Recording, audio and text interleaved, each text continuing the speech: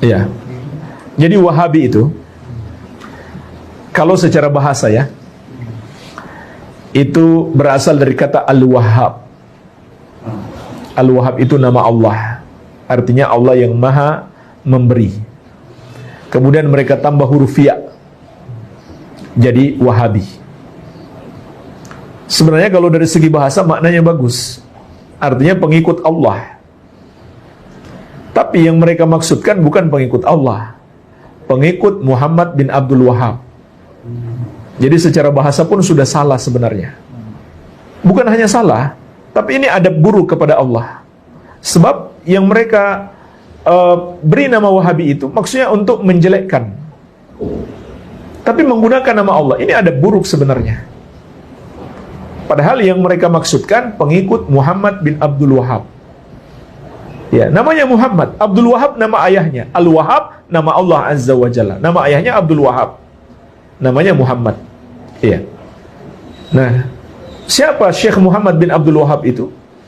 Beliau adalah pejuang Islam, ulama besar Ahlus Sunnah wal Jamaah di abad ke-12 Hijriah. Buku-buku beliau sampai sekarang masih ada, bisa diteliti, bisa diuji. Tidak ada yang keluar dari ajaran Ahlus Sunnah wal Jamaah. Hanya saja kenapa banyak orang membenci beliau? Karena beliau memberantas perbuatan syirik dan bid'ah.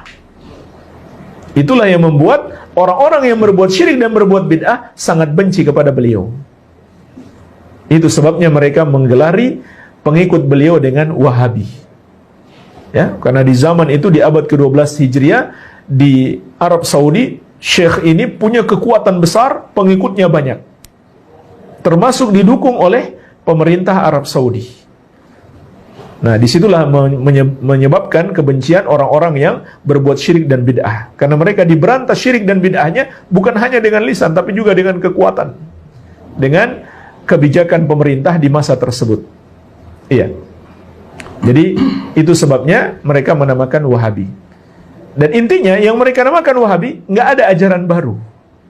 Semua ajaran bisa dibuktikan, bisa didiskusikan, bisa didialogkan. Tidak ada yang bertentangan dengan pemahaman sahabat. Tidak ada yang bertentangan dengan ajaran Islam. Iya. Nah, jemaah sekalian, sedikit saya tambahkan tentang dakwah Syekh Muhammad bin Abdul Wahhab ini. Beliau dan murid-muridnya termasuk yang menginspirasi perlawanan terhadap penjajah di dunia-dunia Islam, termasuk negeri kita Indonesia. Beliau termasuk berjasa besar dalam memberikan semangat perlawanan terhadap penjajah Belanda. Bacalah sejarah perjuangan Tuanku Imam Bonjol. Dan bagaimana Imam Bonjol ini punya semangat jihad yang besar, itu ditularkan dari guru-gurunya. Dan guru-gurunya ini belajar di Arab, belajar kepada murid-murid Syekh Muhammad bin Abdul Wahhab. Setelah mereka pulang ke tanah air, merekalah yang menyemangati kaum muslimin untuk berjihad melawan penjajah. Maka di antara murid mereka adalah Tuanku Imam Bonjol, pahlawan nasional. Makanya Buya Hamka pernah menyebutkan dalam satu bukunya, saya lupa judul bukunya, bahwasanya tuduhan Wahabi itu termasuk alat penjajahan untuk melemahkan perjuangan umat Islam. Iya, jadi mereka pecah belah umat Islam dengan dituduh Wahabi bagi orang yang punya semangat jihad. Ya, itu kata Buya Hamka dalam salah satu bukunya.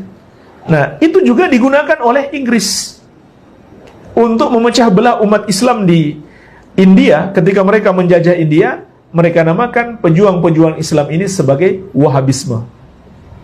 Kenapa mereka namakan Wahabisme? Karena yang paling semangat berjihad melawan mereka itu jamaah yang pulang dari haji. Setelah di Arab Saudi bersentuhan dengan dakwah Syekh Muhammad bin Abdul Wahhab, pulang-pulang mereka punya semangat jihad yang besar untuk melawan penjajah. Ya, makanya dalam catatan Profesor Mas'ud yang berasal dari India, pertama kali menamakan Wahabi ini adalah penjajah Inggris. Kemudian diikuti oleh sebagian kaum muslimin yang salah paham. Iya. Jadi ini luar biasa jasa beliau terhadap perjuangan melawan penjajahan di dunia-dunia Islam. Iya. Dan intinya adalah bisa diuji ajaran-ajaran beliau.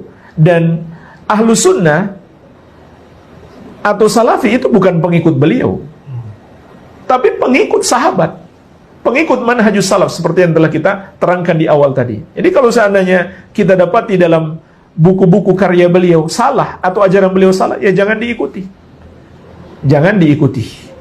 Ya, jadi kita bukan pengikut Syekh Muhammad bin Abdul Wahhab, tapi pengikut Rasulullah SAW dan para sahabat radhiyallahu anhum ajmain. Iya. Jadi ini tentang Wahabi, wallahu alam. Terakhir Ustaz, jadi kalau semisal ada mungkin bagaimana cara menyikapi atau dengan bijak Ustaz, semisal kita dikatakan Wahabi atau untuk ikut kajian Wahabi ya dan lain sebagainya, menyikapinya secara bijak bagaimana Ustaz? Atau mungkin mendakwahi orang-orang yang sering katakan kita Wahabi gitu Ustaz? Iya, ya santai saja, ya, dan jelaskan bahwa setiap amalan itu harus terpenuhi padanya dua syarat. Setiap kita mau beramal, yang pertama ikhlas karena Allah semata-mata. Yang kedua mengikuti petunjuk Rasulullah Sallallahu Alaihi Wasallam. Jadi jelaskan kepada mereka yang kita lakukan ini hanyalah berusaha mengikuti petunjuk Nabi Sallallahu Alaihi Wasallam. Ya, makanya sebagaimana kita bahas tadi, setiap yang kita amalkan harus kita tahu ilmunya terlebih dahulu. Kalau kita belum tahu ilmunya, jangan kita amalkan. Nah itu yang kita jelaskan kepada mereka. Amalan ini ada dalilnya. Ini dalilnya, ini ayatnya, ini hadisnya. Kemudian kenapa kami tidak mengikuti amalan-amalan kalian? Karena kami belum tahu dalilnya. Ya itu saja paling dijelaskan. Ini bukan ajaran baru. Ini bukan sebuah ajaran baru, tapi hanya berusaha mengikuti ajaran Rasulullah SAW. Ya, barangkali seperti itu. Wallahu alam. Syukran Ustaz atas nasihatnya Ustaz. Semoga kita semua dapat mengambil manfaat. Jazakumullah khairan.